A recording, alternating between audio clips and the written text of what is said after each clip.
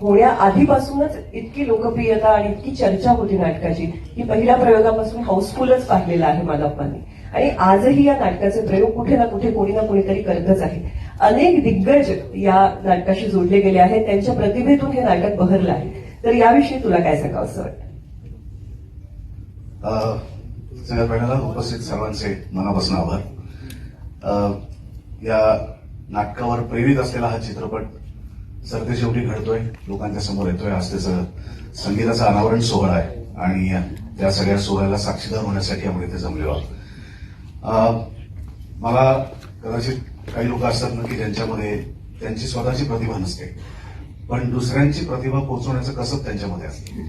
मला असं वाटतं की ते कसब परमेश्वराने मला दिलंय की आपल्याला गाणं गाता येत नाही, आपल्याला गाणं फार कळत नाही, पण आपण सांगतो ते ऐकलंच का नाही, तू ऐक. एखादं पुस्तक वाचलं, आपल्याला स्वतः लिहिता येत नसतं, पण आपण सांगतो वाचलंच का नाही, वाच. तर ते काम माझं आहे, जे बालगंधर्वपासून कदाचित सुरू झालं. मग घाणेकर आले, लोकमान्य आले, कट्यार काळजात घुसले आले आणि आता मानप्पान आलं. माझ्या पूर्वास मुलींनी जे अद्भुत काम करून ठेवलंय, जे सर्वांग सुंदर काम केलेलं आहे, त्या कामाची ओळख आजच्या पिढीला देण्यासाठी कदाचित एक मधली दुवा म्हणून माझा जन्म झालाय किंवा तेवढंच माझं काम आहे आणि जे मी अत्यंत प्रामाणिकपणे करतोय.